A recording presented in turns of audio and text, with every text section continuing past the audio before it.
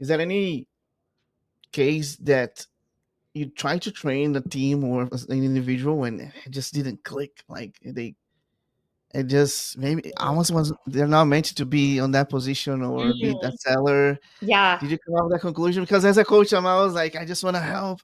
I Yeah. know you have the potential, but there's sometimes like that person's just not ready. Yeah.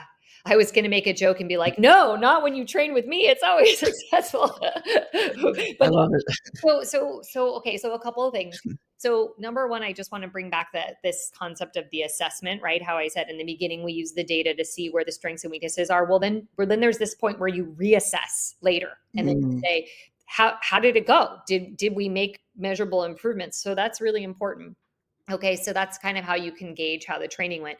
But what's also cool about these assessments is remember I said it's talent and competency. So your competency is all stuff you can teach them, but kind of like the talents part, that's a little bit like who you are as a person and how you're motivated.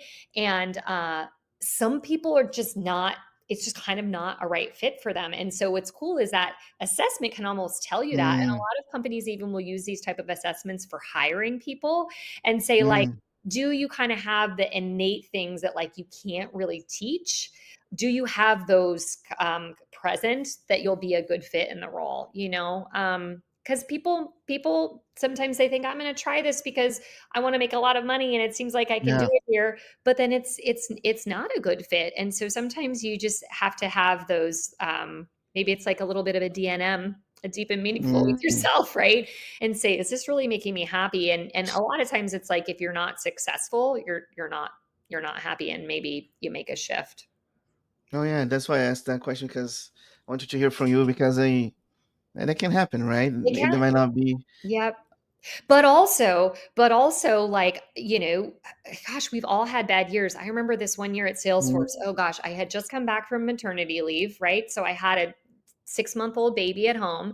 And I had this account that was a big logo, a really big account, and they weren't buying anything. And my job was to upsell and cross sell, and I had a big quota, and they just weren't buying, and their company was not in a good place, and whatever. It's just not important all the details, but I had this sales leader, and I kind of said, "What do I do? Like, I feel like, am I not good at my job? Like, mm, what? This just I'm not, there's no way I'm going to hit quota. I'm not doing great. I had this new baby. I'm a new mom. I was just like this mm, existential crisis." And he says to me, he goes, I was in this position too at one point in my career. And you know what?